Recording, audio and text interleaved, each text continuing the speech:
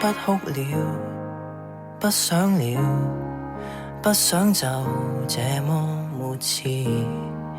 若需要，亦不要，沒有滄桑的戀愛史，只怕根本我願意要撫摸過每根刺，要給火花灼傷到極致。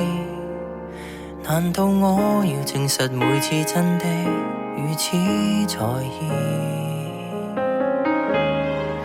不可以，總可以將瑣事當天大事，那樣堅持，那樣不智，卻又知沒有結束，不會開始。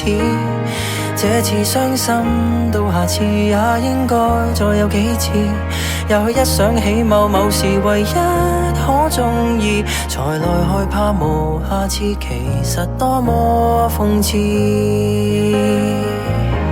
若覺得第一位最愉快，為何上一位不釋懷？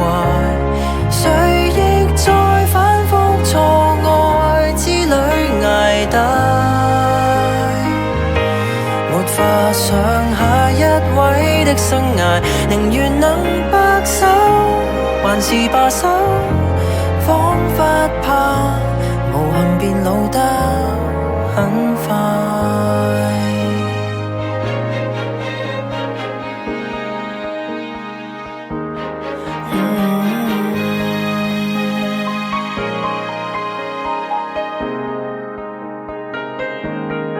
相戀過，單戀過，單身話更加自在，那樣不同，那樣相似，到下一個會否傷得更精彩？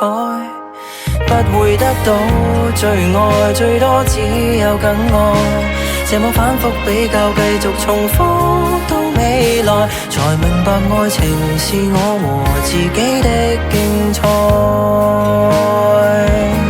若覺得第一位最愉快，為何上一位不釋懷？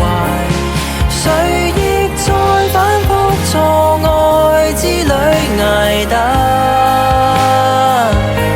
沒法想下一位的生涯，寧願能白首，還是罷手，彷彿怕無憾變老得很快。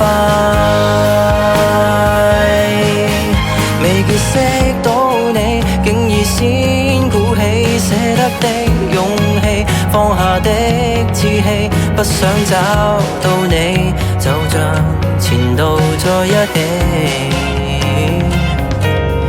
期待順序遇着下一位的你，至少將漫步從容地別離，就算一說起記起，別再和前度比美。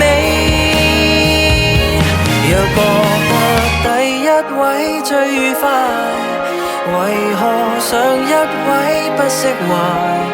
誰亦在反覆錯愛之旅捱大，沒法想下一位的生涯，寧願能白首，還是罷手，彷彿怕麻木變老得很快，不想哭笑，純屬得這